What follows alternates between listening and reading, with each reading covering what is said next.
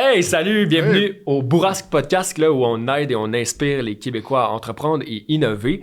Donc aujourd'hui, on a reçu Laurent Simon, professeur titulaire en créativité et innovation à HEC Montréal. Comment t'as trouvé ça, Marc? C'était une expérience vraiment enrichissante. Laurent est un expert du design thinking. Donc, pour ceux qui ne savent pas c'est quoi, qui voudraient en apprendre plus, un cours, là, Design Thinking 101, avec une démystification des étapes, de l'approche, à quoi ça sert, où ça peut te rendre, c'est fantastique, vraiment intéressant. Super intéressant. Fait que si vous voulez innover, avoir de l'impact dans ton organisation, n'hésite surtout pas à écouter cet épisode-là. Et sur ce, bon podcast!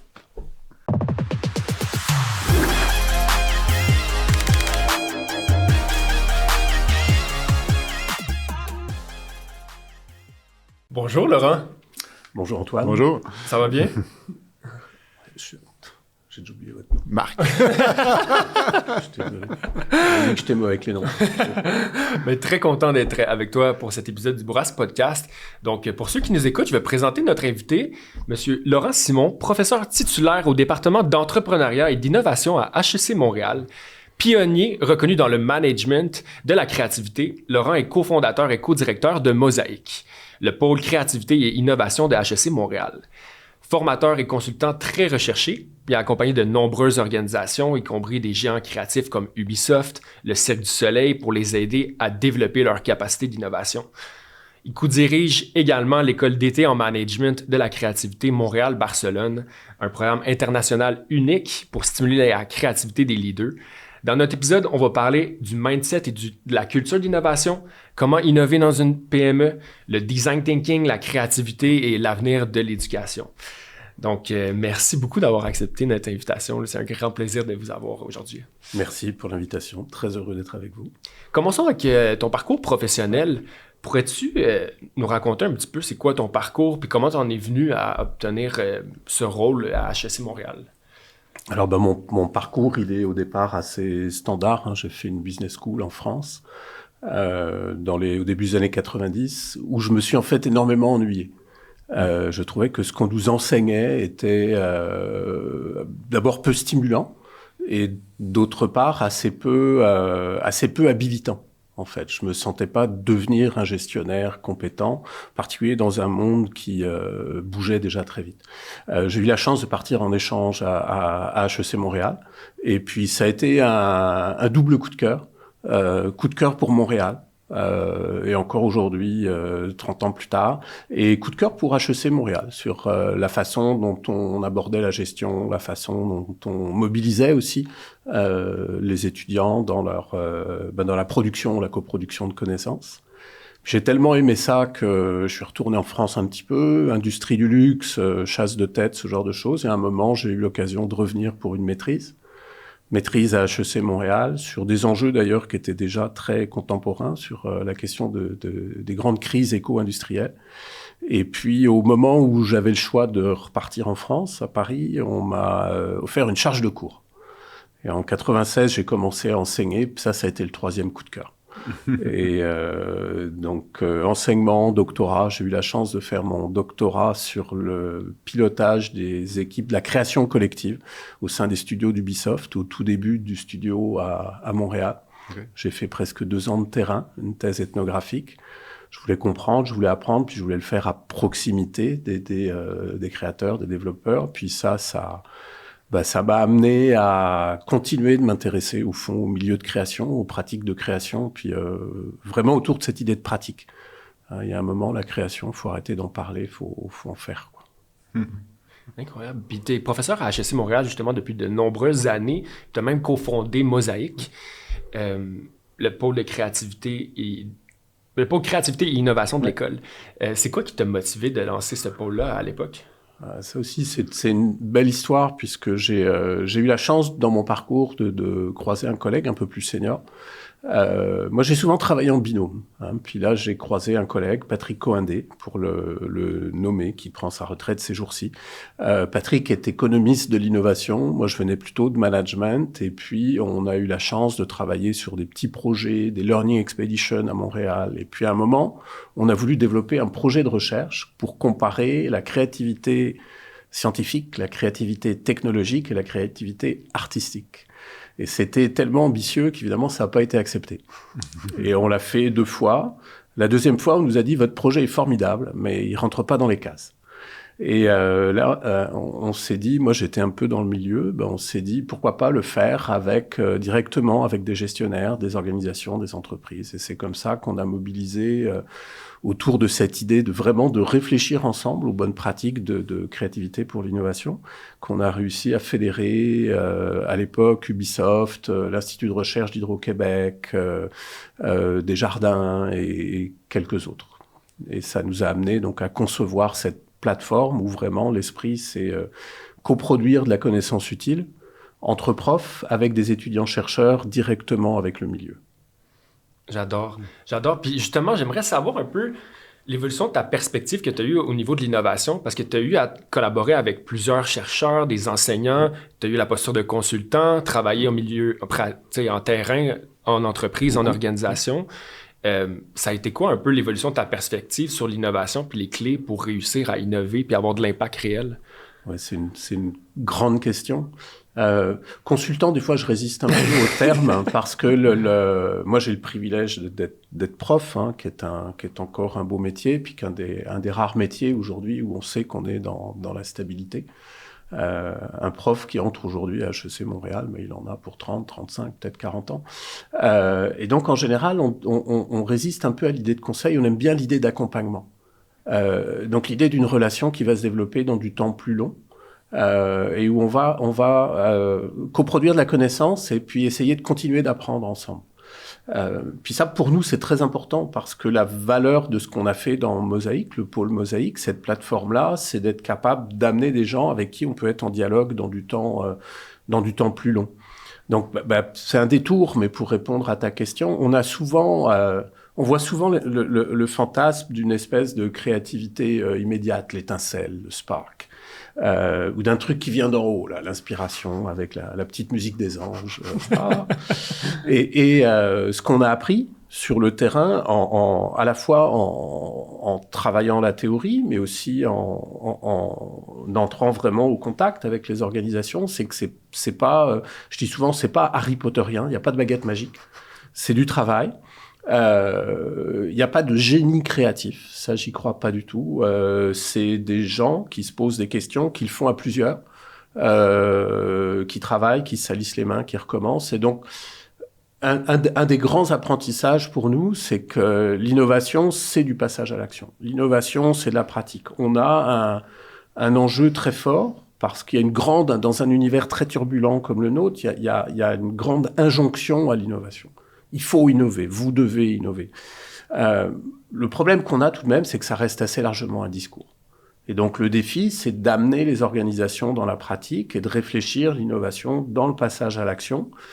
Puis une fois qu'on a dit ça, on réalise qu'il s'agit de mettre en place des activités concrètes, d'exploration, d'analyse, d'interprétation, faire du sens, des espaces de besoin, d'essayer des choses. Et ça prend du temps. Ouais. Et les organisations ne sont pas toujours prêtes à accepter ou reconnaître que si on en veut, il va falloir investir. Ouais, c'est de l'investissement, c'est ça. Et le premier investissement, ça je le dis souvent aussi, la première ressource rare de l'innovation, c'est le temps. Ouais, absolument. Puis, on entend parler d'innovation beaucoup, surtout, je pense, depuis la pandémie. Là, je pense qu'il y a eu comme un regain en popularité de ce terme. Mais au-delà du buzzword, selon toi, pourquoi c'est essentiel d'innover aujourd'hui pour une organisation? Ouais. C'est aussi une bonne question. Et puis, là, c'est la rentrée. Je viens de démarrer 2 cours et je challenge un peu mes étudiants justement là-dessus. Pourquoi vous êtes là? Pourquoi vous pensez qu'on a besoin d'innover?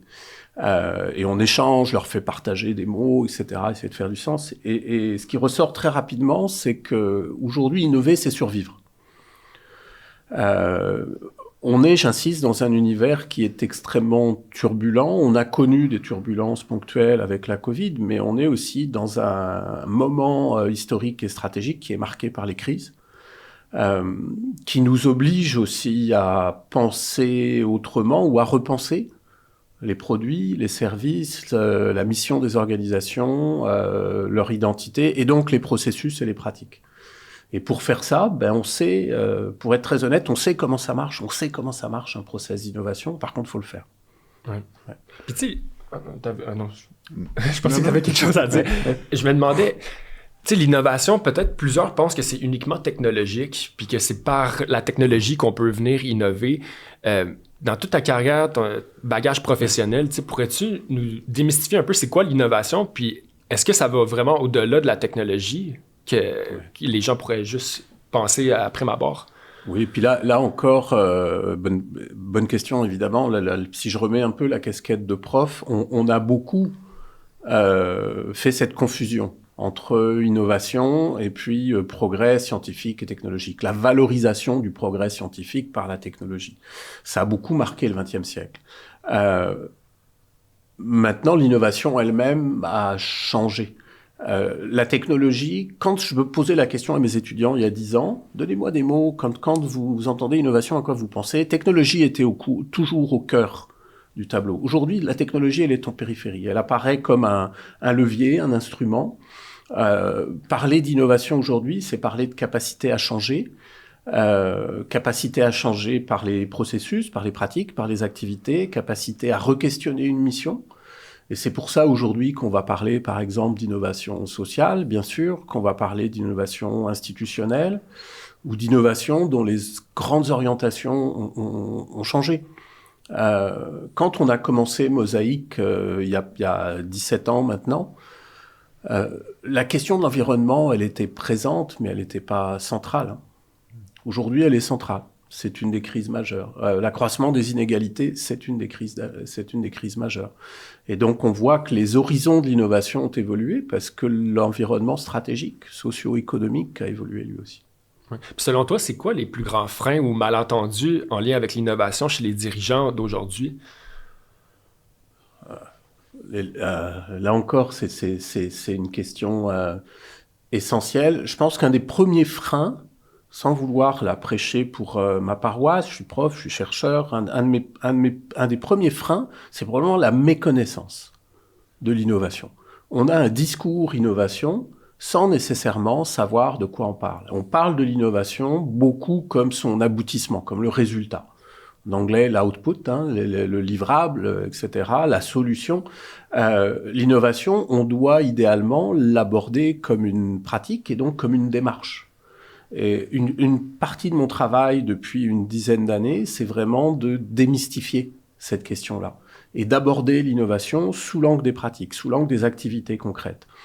Quand on fait ce travail-là, les dirigeants ou les gestionnaires, ça leur parle. Parce qu'un processus, ils savent ce que c'est. Et un processus, la bonne nouvelle, c'est que ça s'organise, ça se gère, éventuellement ça s'optimise. Et donc il y a une nécessité, je crois, de démystifier l'innovation. Il n'y a pas de solution miracle, il y a un travail d'expérimentation, d'exploration, d'essai-erreur, d'expérimentation, de validation aussi. Puis ça, on le fait, c'est ce qu'a apporté en bonne partie, par exemple, Design Thinking. Parce que pendant très longtemps, on parlait du paradigme technologique, mais pendant très longtemps, l'innovation, c'était, puis respect évidemment pour ce métier-là, mais c'était le paradigme de l'ingénieur. Si ma solution technique, elle marche, c'est bon. Puis on sait bien que c'est pas suffisant. Et donc aujourd'hui, les démarches d'innovation, c'est avant tout un travail en itération avec les usagers finaux et avec diverses parties prenantes qui vont être affectées. Et ça, ce déplacement de l'innovation comme solution technologique à l'innovation, parce que tu voulais une définition, comme production de la nouveauté utile, a fait aussi qu'on est amené, que l'innovation elle-même a changé. Ouais. Qu'on reconnaît aujourd'hui que c'est plus le travail du génie créatif technique, là, mais que c'est un travail de mobilisation, d'enrôlement, disait un des grands sociologues de l'innovation, là, Michel Callon, qui est décédé récemment. C'est l'innovation, c'est enrôler les parties prenantes. C'est aussi cadrer et recadrer sur la base de ce qu'on va comprendre, de leurs attentes, de leurs besoins, de leurs aspirations.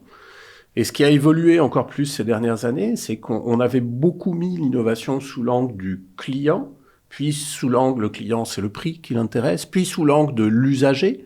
L'usager, c'est l'expérience qui l'intéresse. De plus en plus, aujourd'hui, on n'aura pas le choix d'intégrer dans ces horizons-là la question du vivant, la question de la nature, la question de l'environnement et la question des générations futures. Ouais. Fait que c'est plus que aborder une situation problématique, c'est l'écosystème dans lequel elle gravite, la situation, là. Oui, et puis essayer de faire sens, justement, ça aussi, c'est un des grands apports du design thinking, mais qu'on retrouvait chez les grands scientifiques, de réaliser que le point de départ de l'innovation, c'est bien souvent, avant ce travail de la réponse, c'est ce travail de la question. Ouais. Donc, formuler la question, c'est quoi les besoins véritables? Est-ce qu'on les a bien compris? Beaucoup d'organisations vont innover en fonction de leurs clients préférés. Ça, je trouve ça toujours très intéressant. C'est rassurant. C'est l'opportunité. Ouais, c'est ça. C'est rassurant. Le client préféré, c'est celui qui vous aime déjà. Ouais. Un des défis aujourd'hui, c'est justement d'ouvrir un peu, de lever un peu le regard, d'ouvrir un peu les perspectives, de se poser la question des clients frustrés. Ça demande un petit peu de courage. Il faut pas que ce soit juste rituel, le service à la clientèle. Et puis aussi de poser la question des clients qui ne nous consomment pas ou de ceux qui sont pas dans notre champ de vision. Population vulnérable aujourd'hui, au Québec, qu'on le veuille ou non, un des grands horizons de l'innovation, ça va être notre capacité à intégrer le mieux vieillir, par exemple. Ouais. Et ça fait partie, l'accessibilité fait partie des enjeux d'innovation aujourd'hui. Puis pour ceux qui nous écoutent, qui connaissent pas le design thinking, Ouais. pourrais-tu un peu démystifier c'est quoi cette approche-là, puis comment se l'approprier pour innover dans son organisation? OK. Alors, design thinking, moi, j'ai été familiarisé avec ça au début des années 2000, et on a introduit ça très tôt dans nos cours, en particulier en management de l'innovation. On a introduit ça autour de 2005-2006. Et puis, avec le temps, on a développé des cours, on a des cours complets, réguliers, 12 séances, certificat MBA, DES, MSc, dont un que j'ai inauguré il y a quelques jours. Design thinking, c'est une réponse à une grande frustration. Puis je cite souvent un exemple sur lequel je vais revenir, mais on voit ça émerger en particulier dans les années 80, avec une lente montée en puissance jusqu'au début des années 2000. Dans les années 80, c'est le grand moment justement du développement des technologies, en particulier du numérique. Ça commence le PC 1976, etc. Ouais. Et puis on se rend compte que le numérique sont des solutions technologiques puissantes, mais qui sont pas toujours adaptées aux besoins des usagers. L'un des grands génies précurseurs, même si chez Apple on a beaucoup débattu de ça, mais l'un de ces grands déclics, c'est les déclics de Steve Jobs, en disant que la question de l'informatique n'était pas une question technologique, c'est une question, puis Apple, qu'on présente toujours comme une entreprise de technologie, est avant tout une entreprise d'interface. Ce sont les génies du design d'interface. C'est Apple qui a introduit les icônes, qui systématise l'utilisation de la souris, etc. C'est Apple qui a introduit le touchscreen, on se passe du clavier, etc., etc. Ça, c'est l'arrière-plan, au fond, du design thinking. De réaliser que la technologie, la solution technologique demande aussi d'être ajustée, adaptée aux usages et aux pratiques du client, de l'usager final. Et donc, on voit une communauté de profs designers à la fin des années 80, dans les années 90, en particulier à Stanford, mais aussi en Scandinavie, en Allemagne, un peu en France aussi, qui commencent à se dire il va falloir systématiser ce travail d'analyse des besoins et se donner une démarche pour, pas à pas, par itération, être capable d'aboutir à des solutions qui vont intégrer la technologie, mais qui vont être plus adaptées aux besoins réels des usagers. Et là, on a quelques cas iconiques, l'entreprise de service conseil à IDEO, à Stanford, qui systématise cette pratique et qui a été un peu un peu pionnière, mais aussi surtout qui a médiatisé au fond design thinking. Et puis des grandes entreprises, et en particulier une entreprise qu'on connaît qui s'appelle SAP, numéro 1 mondial des systèmes intégrés de gestion, qui monte en puissance aussi au début des années 2000. SAP, c'est une entreprise créée par un collectif de programmeurs et de gens d'affaires. L'un de ses fondateurs s'appelle Hasso Plattner, et c'est très emblématique parce qu'il devient très rapidement millionnaire au début des années 2000. Mais en même temps, c'est un monsieur qui est pas content. Pourquoi il n'est pas content? Parce qu'il dit on est capable d'attirer les meilleurs programmeurs du monde, de développer des solutions extrêmement sophistiquées, mais on a aussi les clients les plus frustrés du monde. parce que évidemment les logiques d'usage n'étaient pas intégrées et que les programmeurs développaient comme s'ils développaient pour eux-mêmes. Et donc Hasso Plattner est quelqu'un qui a beaucoup investi au sens propre du terme. Il a donné littéralement 38 millions à Stanford pour promouvoir le design thinking, créer une D-School, qui est une école ouverte sans diplôme, ouverte à toutes les disciplines, et qui a été reproduite ensuite à Berlin. Donc c'est ces initiatives-là, cette convergence au fond de travaux a permis de mettre en place donc une pratique aujourd'hui qu'on caractérise beaucoup par l'attention très forte qu'on va donner en amont à l'analyse des besoins. Donc on va parler beaucoup de décentrement, on va parler d'empathie, on a développé toute une boîte à outils de l'empathie, où on a emprunté des choses à la sociologie, à l'ethnographie, au marketing, mais dont l'esprit est de dire on veut devenir les experts du besoin de l'usager. Et pour ça, il faut d'une manière ou d'une autre lui donner la parole, passer du temps avec lui, l'observer en contexte, etc. Et ce qu'apporte Design Thinking, finalement, c'est ce mindset, cet état d'esprit, mais aussi une intégration et puis une mise à l'épreuve des bonnes pratiques d'idéation. Par exemple, on redécouvre avec Design Thinking ce que c'est que de l'idéation disciplinée, ce qu'on connaissait depuis les années 40 avec Osborne et les techniques de brainstorming. On redécouvre, et ça pour moi c'est fondamental, on passe souvent à côté quand on analyse Design Thinking, mais on redécouvre l'importance du prototypage et de l'expérimentation, de la concrétisation, de la matérialisation. Puis à nouveau, les sociologues de l'innovation, là, sont des choses dont ils nous parlent depuis très longtemps, depuis les années 60. L'innovation, c'est un travail de mise à l'épreuve par la concrétisation. Et un pas à pas, et on a là encore une boîte à outils de l'expérimentation qui est extrêmement riche.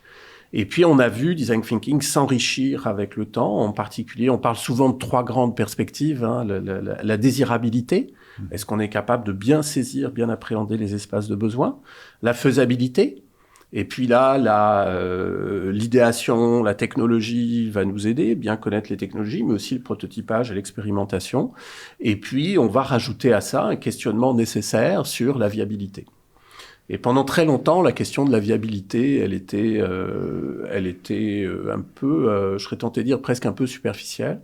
Et on a vu depuis une dizaine d'années une contribution notable qui est elle-même présentée comme un apport au design thinking, qui est celle de Alexander Osterwalder et Yves Pigneur sur le développement du business model canvas, de la value proposition et ce genre de choses, qui est en fait pardonnerez l'anglicisme, mais un plugin très efficace sur la démarche de design thinking et qui vient en fait boucler la boucle, hein, à nouveau, désirabilité, faisabilité et viabilité. Justement, tu animes plusieurs formations en design thinking. Je pense que tu es un très grand expert en design thinking. À ton avis, qu'est-ce qui rend cette approche particulièrement efficace pour innover? Déjà, je pense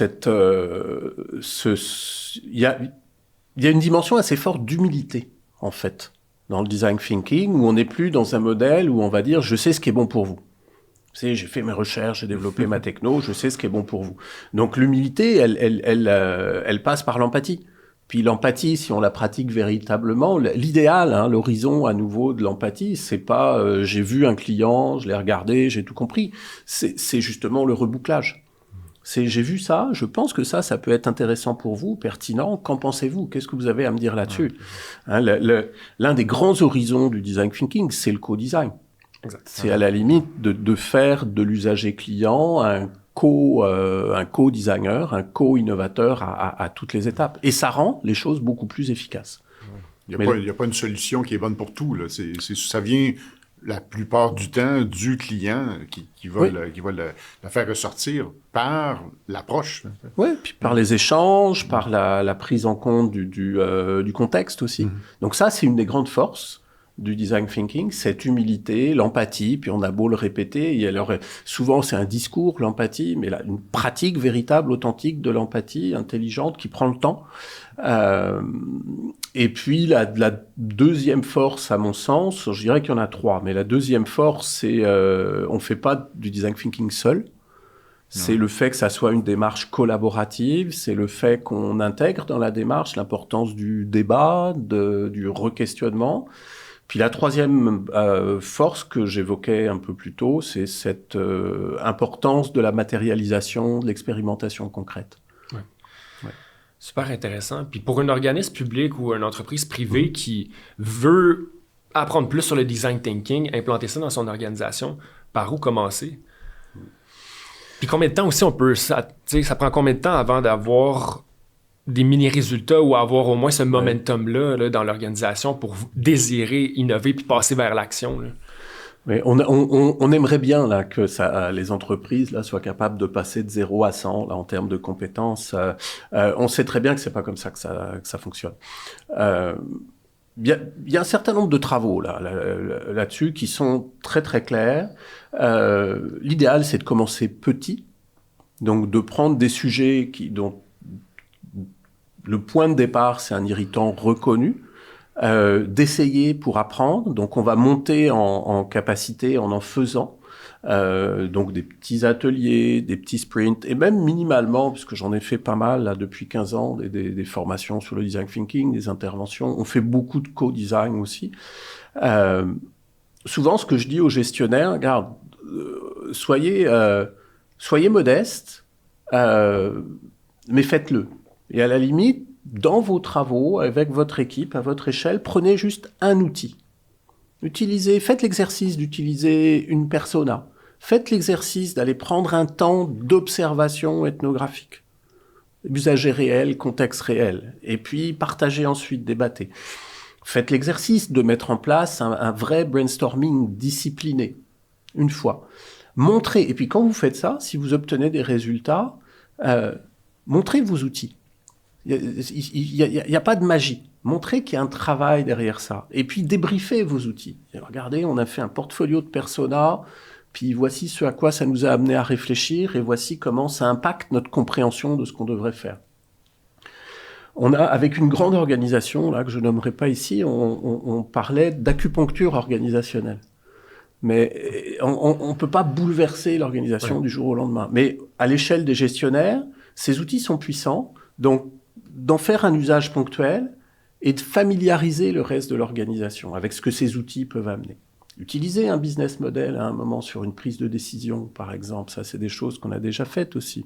Montrer qu'une décision, elle peut se travailler avec un business model. Pas uniquement un nouveau produit, un nouveau service, quoi. Puis pour un organisme public ou une PME qui veut innover, il comprend l'importance d'innover. Mais fait face aussi à la réalité. Là. Ces opérations doivent continuer, les ressources sont limitées. C'est quoi les plus gros défis que tu as observés durant ta carrière face à l'innovation que les entreprises, les petites organisations font face? Ouais, je ferais une distinction entre organismes publics et les plus petites organisations. Les secteurs aujourd'hui où design thinking gagne le plus de traction sont effectivement le secteur public, où là on voit de plus en plus un intérêt à re-questionner le service public sur la base de la compréhension qu'on a des besoins véritables des citoyens. En se rendant compte d'ailleurs que les citoyens peuvent être coproducteurs par moment de ces services-là. Pourquoi pas? J'ai eu la chance là d'accompagner Service Canada pendant un certain nombre d'années sur ces questions-là. Le moment du départ à la retraite, par exemple, est un moment qu'on voit comme un moment technique, économique, un peu financier. Je vais toucher ma pension. Mais est-ce qu'on peut pas imaginer à ce moment-ci de mobiliser déjà des retraités ou d'anticiper? On anticipe assez peu là-dessus. 10 ans à l'avance, vous dire, regardez ça comme le fédéral le fait là, de plus en plus ça. Mais de vous dire, regardez, dans 10 ans, vous allez peut-être devoir partir à la retraite, est-ce que vous y pensez déjà, etc. Et puis de mobiliser des retraités comme des coachs de retraite, par exemple. Ça, c'est des choses qu'on avait discutées avec Service Québec. Au public, je crois que ces pratiques-là, dans le secteur de la santé, par exemple, aussi, gagnent beaucoup de traction aujourd'hui. En travaillant il faut travailler sur les principaux irritants à ce moment-là. La réponse, c'est toujours la même, on n'a pas le temps, mais on a le temps de faire de la transformation numérique, on a le temps de faire de l'amélioration continue. Donc d'avoir des ateliers ponctuels ou autres, c'est possible. Pour les petites organisations, le premier défi, c'est de ne pas le faire seul. Ce n'est pas au chef d'entreprise, à lui, elle, seul, de faire du design thinking. Trouver les temps, peut-être un peu délicat, mais on a vu des cas de PME où finalement ça se faisait sous la forme de lunch and learn, ça se faisait en déléguant à une petite équipe de production, même sur le plancher, qui a un irritant puis qui chialait sur un truc qui marche pas, en disant regardez, on va vous former un petit peu, réfléchissez-le ensemble, revenez-nous, et puis on va le questionner ensemble. Et l'autre dimension dans les PME, c'est que bien souvent les enjeux des PME peuvent être partagés. Et donc de le faire ensemble, de le faire au niveau d'un secteur, par exemple, peut être quelque chose de très utile, de très efficace. Ce que les PME aussi peuvent faire étonnamment plus facilement que les grandes entreprises, elles ont souvent la chance d'avoir une plus grande proximité avec leur marché et leurs clients. Et donc d'inviter les clients. Invitez les clients. Venez voir, venez chez nous. Regardez, on voudrait passer une demi-journée avec vous parce qu'on aimerait faire mieux pour vous. Donc ça, c'est des choses qui sont possibles, tout en restant réaliste et modeste. Ça se fait par petits pas sur des petits projets. Et l'une des conditions, il y a un chercheur britannique qui s'appelle David Dune qui a bien montré que l'un des facteurs clés de succès, commencer petit sur des sujets réels, mais aussi se donner le temps de la réflexivité. Plutôt que de dire, j'ai utilisé un outil, ça marche pas. Qu'est-ce que ça a donné? Qu'est-ce qu'on a appris? Si c'était à refaire, on ferait quoi? Etc. Donc ça, c'est un facteur clé de succès. Ouais. Puis pour une grande entreprise, est-ce que c'est un peu la même méthodologie, dans le sens commencer petit, bâtisser sur des succès, puis après ça, diffuser un petit peu plus largement? Idéalement, mais les grandes entreprises ont plus de facilité, je dirais, à installer des transformations, à les normer, à faire de la formation de masse, par exemple, un peu plus. Des gens, ça on l'a vu au cours des dernières années, quand des entreprises font ce choix-là, Capital One aux États-Unis, des grands noms, Microsoft, IBM, Google.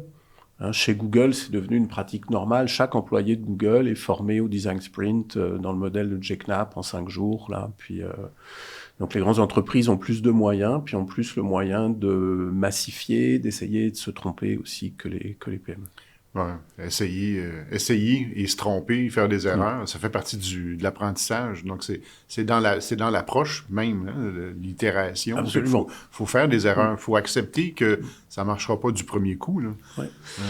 Puis on parle beaucoup, j'aime bien ce commentaire, parce qu'on parle beaucoup de l'acceptation de l'erreur, de l'essai-erreur. Là. On a la grande chance en ce moment d'être en partenariat, puis de travailler sur l'aéronautique. Moi, je dis souvent, quand je prends l'avion, là, que le pilote d'avion dise au départ, aujourd'hui, on va essayer des trucs.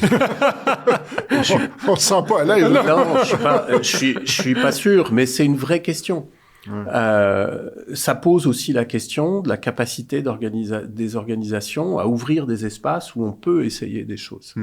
Et à la limite, ces espaces, à les détacher des opérations quotidiennes. Ouais. C'est un vieux débat.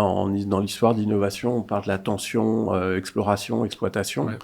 Mais c'est aussi un des facteurs clés de succès. Est-ce qu'on est capable de créer des petits espaces où on va pouvoir se questionner, essayer des choses, proposer? Et pour moi, il faut sortir on a beaucoup parlé là de l'essai-erreur. On a en entrepreneuriat des fail-camps, par exemple, où les gens vont venir se fouetter en public et raconter leurs pires échecs. C'est intéressant. Mais on a un mindset probablement à faire évoluer du terme erreur ou échec à l'état d'esprit de l'expérimentation. Et le vrai défi des organisations aujourd'hui, c'est de développer des capacités d'expérimentation. Essayer des choses, faire des propositions nouvelles, se donner les moyens de concrétiser et, comme Marc, vous le disiez, de réfléchir à chaque fois. L'expérimentation, c'est pas juste j'ai essayé un truc, c'est j'ai essayé un truc parce que je me posais une question, il y a une forme d'intentionnalité. Et puis, quand j'ai concrétisé, ça a donné ceci, qu'est-ce que ça veut dire pour ma question ? C'est tout le volet réflexion là, qui suit là, l'essai. Oui.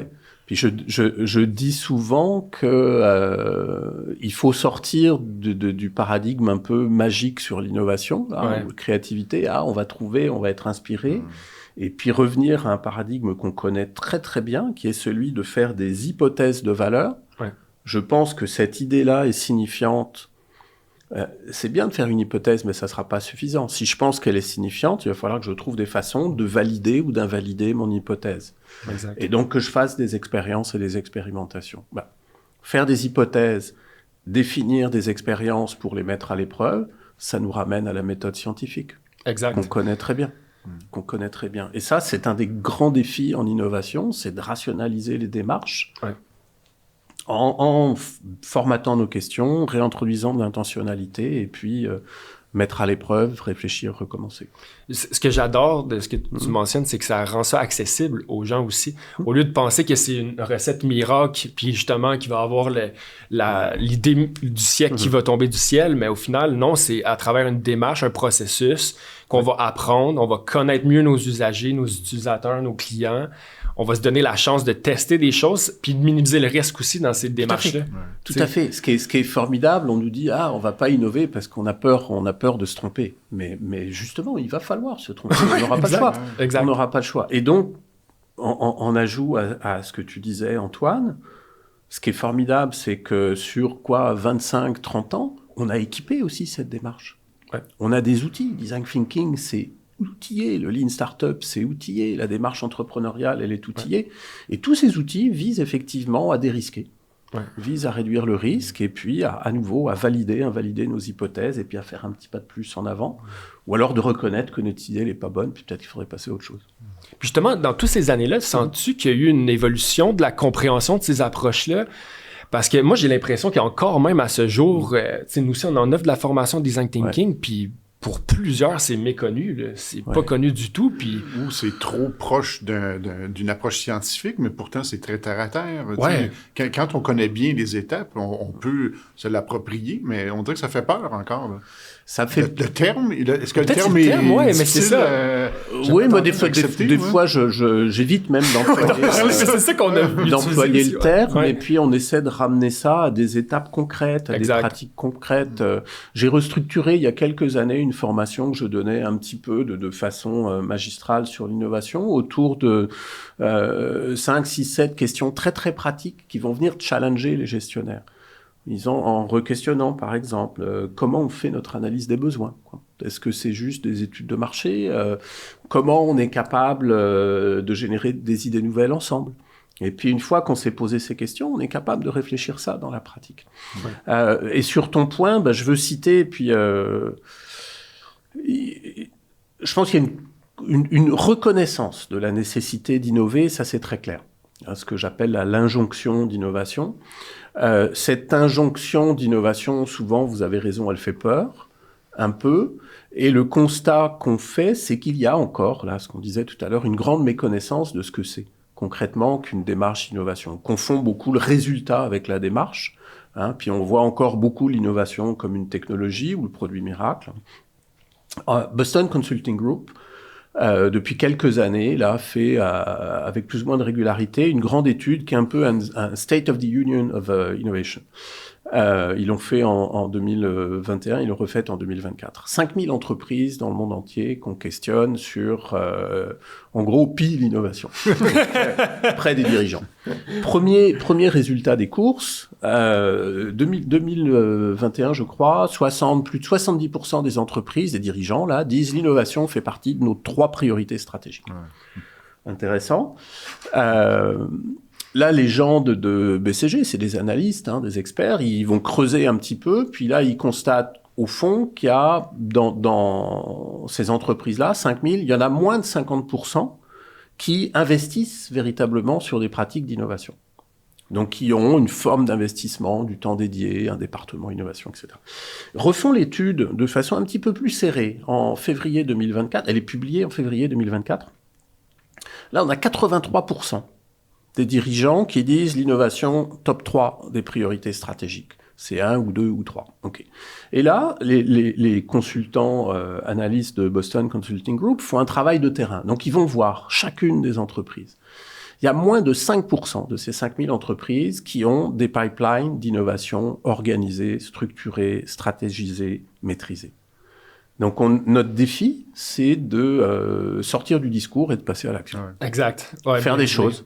Faire des choses, et puis d'arrêter. On a eu la chance, là, il y a une dizaine d'années, de croiser Elmar Mock. Elmar Mock, c'est le créateur technique de la montre Swatch, qui est un grand consultant en innovation. Il a sa propre firme en Suisse, s'appelle Creaolic. Et Elmar disait toujours, il faut arrêter d'en parler, il faut en faire. Donc, faut en faire. Et puis, il faut continuer d'évangéliser aussi là-dessus. quoi, en démystifiant.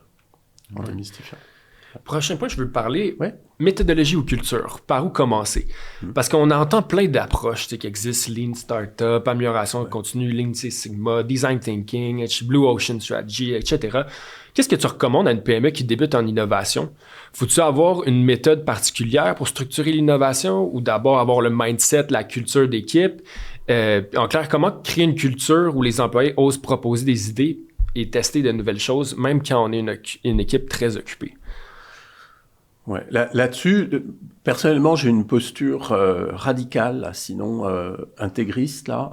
La culture, c'est le produit des pratiques. Donc, on ne décrète pas la culture d'innovation. On ne peut pas dire du jour au lendemain, on va être collectivement innovant. Il faut faire des choses. C'est en changeant les pratiques qu'on fait évoluer l'état d'esprit, qu'on libère aussi la capacité à mieux comprendre les besoins, à reconnaître les limites des process, les frustrations des clients, etc.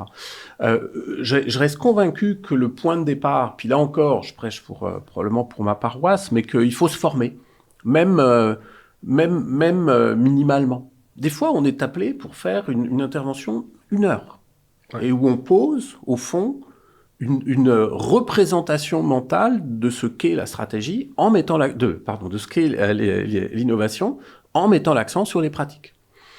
Et donc, dans ce sens-là, ça veut dire aussi que pour les dirigeants, et idéalement pour les équipes de direction, parce qu'à nouveau, le dirigeant ou la dirigeante ne devrait pas le faire seul, ça suppose de se donner un modèle mental de c'est quoi l'innovation. Donc, de comprendre que l'innovation, ça démarre par un travail d'analyse des besoins, ça démarre par un questionnement sur la priorisation des besoins des clients usagers, qu'on va mettre au regard de notre propre expertise. Il y a tel besoin, peut-être qu'on saurait y répondre de telle ou telle façon.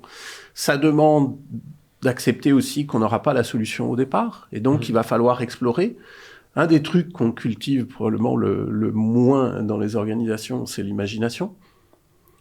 Mais se dire, on va se donner un peu de temps, on va se poser la question, on va laisser mûrir ça à chacun, puis on va se revoir, puis on va s'en parler.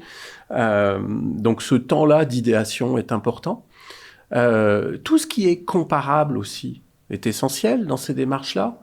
J'ai travaillé ces dernières années avec une grande entreprise, remarquable, grande PME, grosse PME, dont le dirigeant, à un moment, était frustré de voir que le compétiteur gagnait un peu de traction, et donc a quasiment interdit à ses employés de nommer le compétiteur. Ça m'a beaucoup fait rire. C'est c'est Harry Potter, là, hein. C'est celui dont on ne dit pas le nom. Et quand on s'en est parlé, parce qu'il était agacé, etc., mais quand on s'en est parlé, ma réaction, c'était de dire, mais vous devriez faire exactement le contraire. Vous devriez être obsédé par ce compétiteur. Dans les personas, je parlais tout à l'heure, on a toujours la persona de votre client favori. Mais faites la persona des clients qui ne vous consomment pas, qui achètent les produits de votre principal compétiteur, puis essayez de comprendre d'où ça vient. Donc ce travail-là, il est tout à fait possible. Et il est à relier pour moi avec la stratégie qui se joue avec une équipe de direction. Donc on peut s'initier. Donc première chose, avoir un modèle mental, collectif, partagé, démystifiant, en disant, voilà, telle pratique, telle activité, ça va supporter l'analyse des besoins, telle activité va supporter l'idéation. Il faut qu'on soit capable d'essayer des choses. Donc, est-ce qu'on peut se donner un espace d'expérimentation, etc., etc. Et puis, de démarrer avec des outils, 1 ou 2 outils, d'essayer, de regarder ce que ça donne. Ouais. C'est génial. Aurais-tu des belles réalisations ou des case studies dont tu es très fier, que ce soit avec HEC, Mosaïque ou dans ta carrière, des projets d'accompagnement, des projets d'innovation vraiment à succès? Là? Ouais, on a contribué, on n'est jamais seul dans ces histoires-là, mais on avait contribué historiquement à l'émergence en partie du quartier de l'innovation, travaillant à l'époque avec l'ETS, dans le cadre de notre première école d'été, l'école d'intelligence artificielle en santé, avec Cathy Malas au CHUM à l'époque, des projets de ce type-là. Souvent, les grandes réalisations, grandes, en restant là encore, on prend ça avec un gros grain de sel, du Saint-Laurent, c'est souvent dans ce qu'on a fait les initiatives de co-design. Les grosses initiatives de co-design, Je pense qu'on a développé, malgré tout, en toute modestie, là, une certaine expertise là-dessus, donc du design thinking en grand groupe, 40, 60, 80, des fois 120 personnes, qu'on va mobiliser, parties prenantes multiples. Avec ce genre d'approche, on a pu contribuer au développement du collab du Collège d'Alma, par exemple. Ça, c'est des très beaux souvenirs. On a pu contribuer aux réorientations du campus 1000 de l'Université de Montréal, la gare de triage d'Outremont. On travaille en ce moment avec l'aéroport de Montréal à repenser les expériences partagées. On a fait les expériences passagers, pardon. On a fait quelques co-design sur ces questions-là. Donc, c'est beaucoup le fait d'amener ces méthodologies dans des pratiques de grands groupes qui souvent ont un double effet, parce que c'est pas vrai, quand on fait un atelier de co-design, une journée, on a des solutions opérationnalisables, articulables, mais ça va amener les gens à mieux se connaître, à mieux se comprendre, à être mobilisés, à travailler ensemble, puis avoir le goût de continuer ensemble aussi ces explorations. Ça, pour moi, c'est presque plus important. Il y a un impact sur les cultures de collaboration. C'est presque plus important que les solutions elles-mêmes, là, qui restent ponctuelles. Ici. Quand les gens vivent l'expérience, ils adorent, puis ils veulent recommencer souvent. Là, oui, tout à fait. Ils ont du fun, d'une part, mais ils se rendent compte qu'ils ont appris des choses, puis qu'ils ont clarifié des compréhensions, qu'ils ont fait des choix d'orientation de solutions. Puis, Moi, j'aimerais parler un peu plus du pôle Mosaïque, pôle créativité et innovation là, que tu as cofondé à HEC.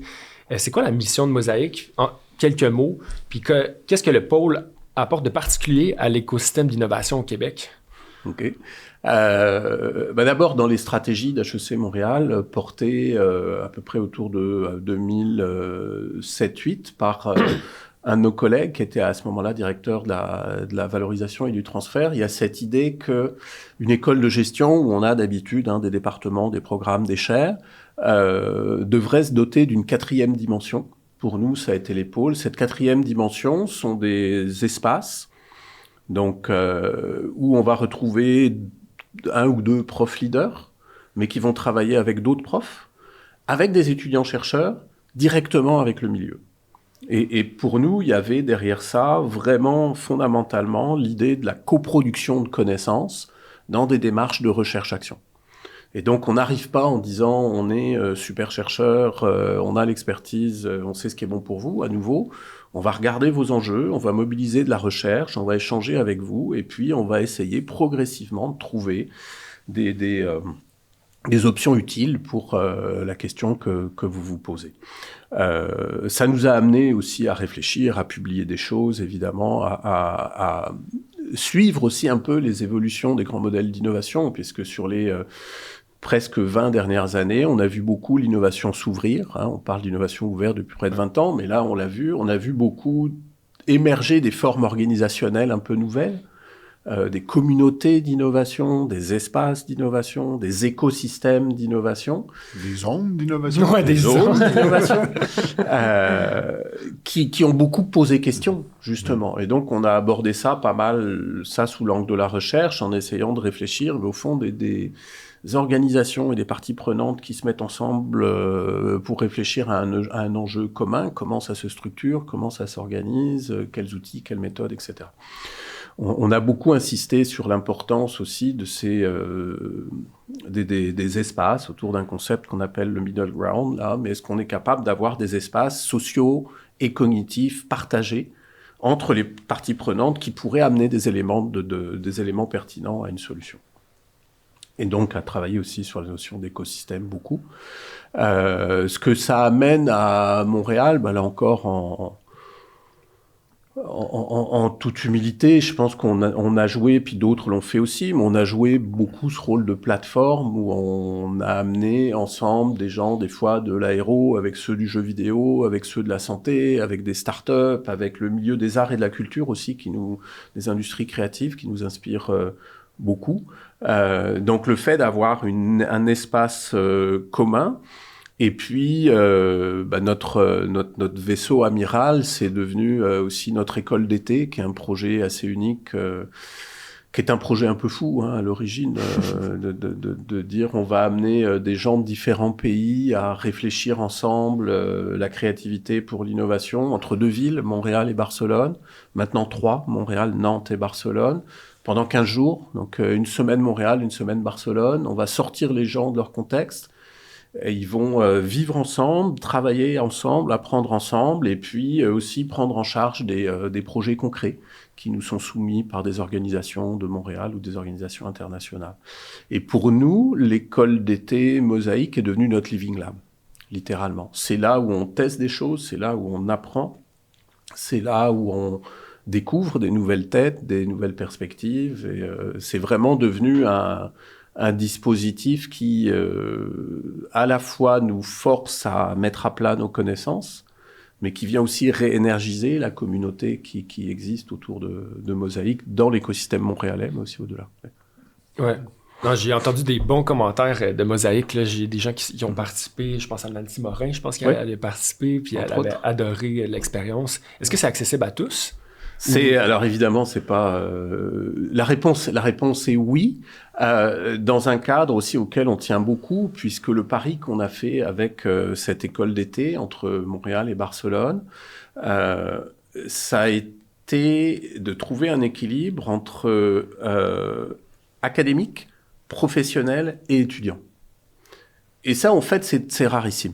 On a très très peu de formations. Vous allez trouver en même temps des profs, des étudiants et des professionnels autour de questions qui peuvent les animer. Donc ça, c'est quelque chose, on y tient vraiment beaucoup. C'est un des éléments de la recette de cette école d'été en management de la créativité pour l'innovation. Donc ça force aussi les étudiants à sortir du cadre scolaire, ça force les profs à sortir du cadre académique et les professionnels à sortir du cadre organisé.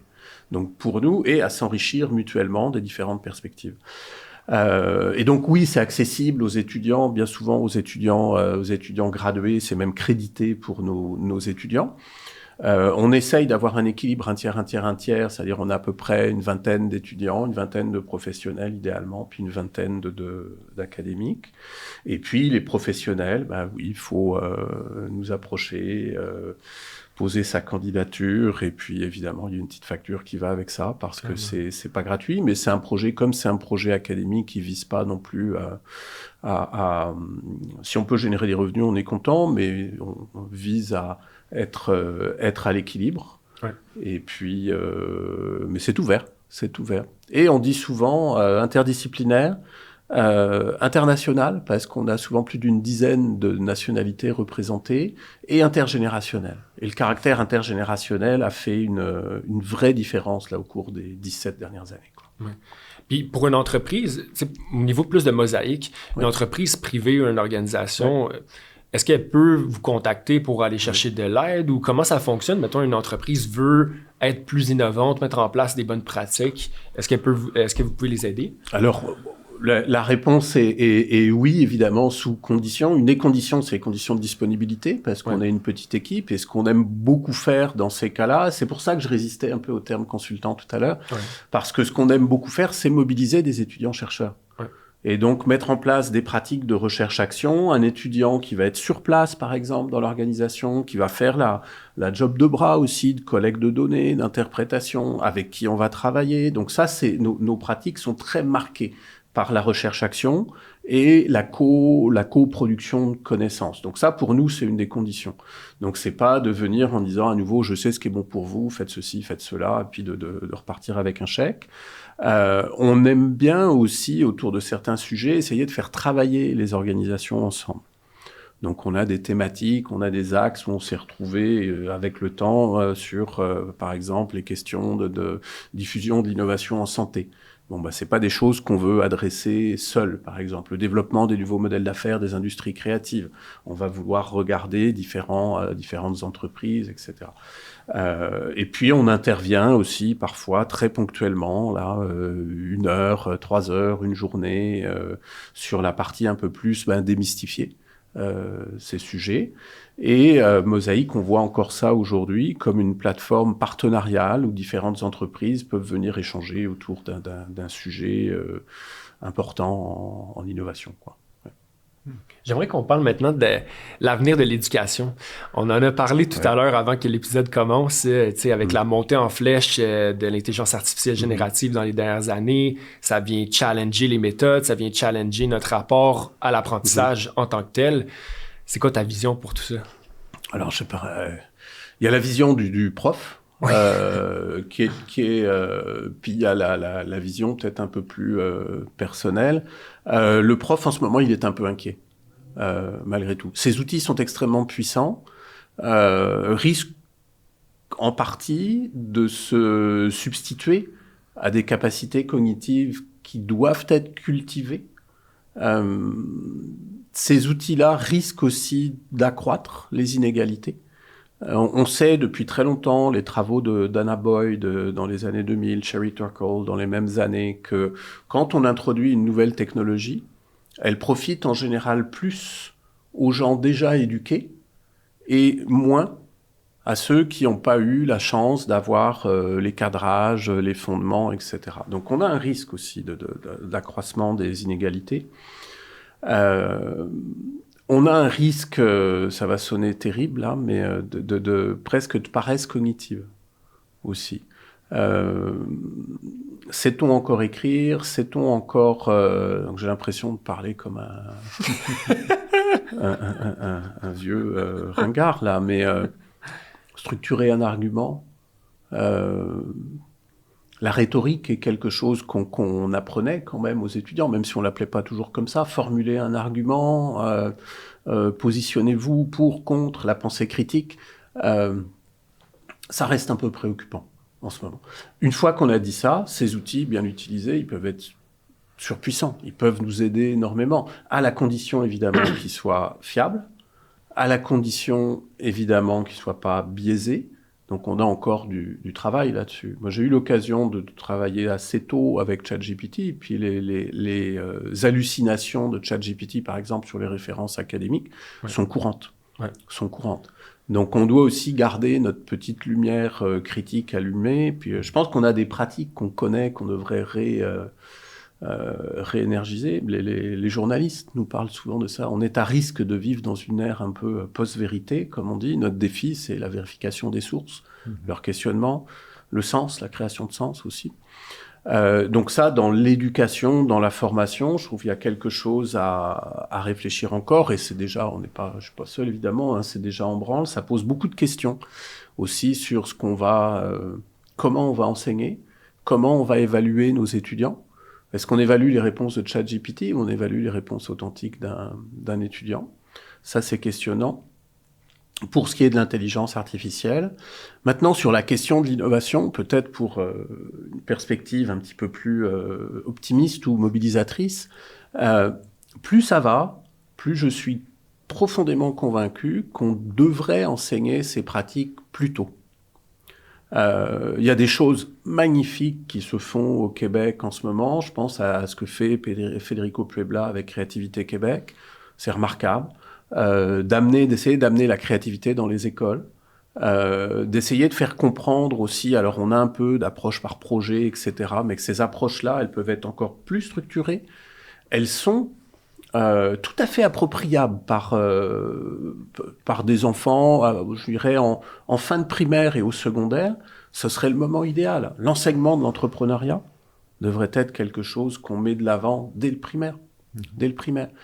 Et ça s'apprend et ça se comprend très bien. J'ai eu l'occasion d'être sollicité là depuis 2 ans par une école primaire privée qui est pas très loin d'HEC, qui m'a dit nos enfants ont un petit projet avant Noël et puis ils doivent fabriquer quelque chose pour le vendre dans une perspective philanthropique avant Noël.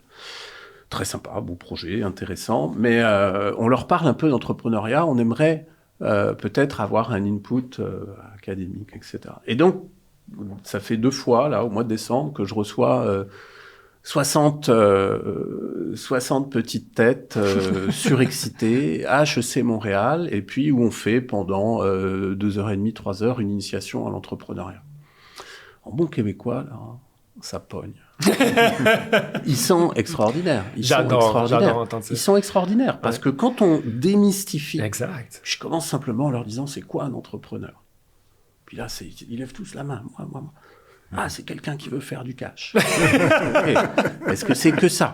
Ah, moi, mon papa ou ma maman est entrepreneur, puis travaille beaucoup. C'est quelqu'un qui travaille. OK. Et puis, on essaie, au fond, de donner du sens et puis de la matérialité à qu'est-ce que c'est que ce métier-là. Puis, je prends des exemples de jeunes étudiants entrepreneurs d'HEC sur des sujets qui peuvent être un peu stimulants. On en a, moi, j'aime bien la bouffe, là. On en a un ou deux qui ont fait des choses dans le domaine de la pâtisserie. On en a un qui a un projet de traiteur qui est remarquable. Puis, je prends ces exemples-là, puis je leur raconte l'histoire. Ouais. Ça a été quoi le pas à pas? Puis qu'est-ce que vous auriez fait à sa place? Puis comment vous décidez de faire ceci plutôt que cela, etc. Puis là, les gamins, ils sont là, puis ils comprennent. Et on va jusqu'à introduire le business model Canvas. Wow. Que je leur démystifie avec un cas réel. Ils comprennent très, très bien. Absolument, j'en suis convaincu. Ils comprennent très, très bien. Et ils repartent avec un petit peu d'outils, mais surtout avec l'idée qu'ils sont capables d'entrer dans une démarche qui va donner des résultats, puis qui va leur permettre de faire une différence. J'adore. Ouais. Incroyable. Et puis au primaire, c'est peut-être un peu plus challengeant, mais là, c'est des étudiants de dernière année au primaire. Mais au secondaire, pour moi, c'est tellement évident que ça devrait être là. Ah, absolument. Tellement évident. Selon toi, c'est quoi les compétences essentielles là, dans les prochaines générations pour quelqu'un qui veut entreprendre, qui veut innover, avoir de l'impact dans son organisation? Ouais, ça sera pas, selon moi, il y a des travaux là-dessus très poussés, ONU, l'UNESCO, quelques autres qui font des travaux là-dessus. Ce qui est souvent rassurant pour moi, c'est qu'on voit ce qu'on appelle compétences d'avenir. Il y a eu des choses très belles au Québec faites sur les compétences numériques aussi. C'est assez remarquable que presque systématiquement dans ces travaux-là, l'empathie ressort comme presque comme dans le top, là au premier rang, presque à chaque fois. La compétence de collaboration, ça a l'air banal et pourtant. Évidemment, il y a des compétences numériques, mais là, il faut les discuter parce que c'est à la fois l'utilisation des outils et le recul critique sur les outils. Ça, c'est plus difficile. On voit depuis quelques années, puis c'est très questionnant, mais on voit émerger l'importance de la pensée critique. Donc là, à nouveau, un peu la validation des sources, la compréhension d'un argument, la capacité à déconstruire aussi un argument, là, si on revient à la rhétorique. Et puis un truc, moi, que je rajouterais, c'est... Ou ça aussi, je trouve que des fois, ça peut être un peu inquiétant. Bon, la Covid a eu des effets, mais le fait de pas aller sur le terrain, aujourd'hui, je trouve, est préoccupant. Il faut aller voir. Hein. Ça, c'est un vieux truc du management à la japonaise, là, le Gemba. Là. S'il se passe quelque chose, il faut y aller. Mais le fait d'aller voir, le fait d'entrer au contact, le fait de rencontrer des clients ou des usagers réels en contexte réel, à mon sens, va faire partie là, des défis dans les années qui viennent. On a des générations qui sont un peu cachées derrière leurs écrans ou qui sortent un peu moins. Là, on a quelque chose, là, les origines du design thinking, c'est l'ethnographie. L'ethnographie, c'est aller voir et essayer de comprendre qui sont les gens, qu'est-ce qu'ils font, de quoi ils ont besoin, c'est quoi leurs irritants, c'est quoi leurs aspirations. À nouveau, usager réel, contexte réel. Puis là, on a peut-être un peu de travail à refaire là-dessus. C'est génial. Merci énormément, Laurent, pour cet épisode. Pour vrai, moi, je sais pas si tu savais, mais j'étais diplômé aussi. Je suis diplômé du HEC en 2017. Oui, je savais. C'est là que j'ai entendu parler du design thinking par le professeur Pierre Ballefet, que je salue, qui m'a éveillé pour la première fois au design thinking dans son cours de créativité. Bon collègue qui démarre le cours de gestion de l'innovation ce soir, je crois, au DES. Oui. J'avais adoré. Et encore 10 ans après, je prône encore cette approche-là parce que j'y crois profondément. Et je vois l'impact que ça a aussi auprès de nos clients. Puis d'allier l'humain aussi à la créativité, la collaboration pour en faire des produits en co-création. Ça m'a toujours allumé. J'ai adoré l'épisode, j'ai adoré les trucs que tu nous as partagés, surtout sur le fait que l'innovation, c'est accessible. Puis dans le fond, c'est en se mettant dans l'action, en comprenant les besoins des utilisateurs, en collaborant qu'on peut y arriver. Tout à fait. Je ne sais pas si tu avais un petit dernier mot pour Laurent. Merci beaucoup, Laurent. Moi, j'ai adoré ce Design Thinking 101. Crash course, absolument. Oui, tout à fait. Okay. Puis je pense que nos auditeurs vont bénéficier d'adopter cette approche-là, qui est une approche merveilleuse pour comprendre le client, comprendre les besoins. Ouais, Merci encore. Mais Antoine, Marc, merci à vous. Moi, j'ai eu beaucoup de fun aujourd'hui. Merci. Ben, ça fait un grand plaisir. Fait que si jamais vous avez aimé l'épisode, je vous invite à like and subscribe, comme on dit. Et sur ce, à la prochaine!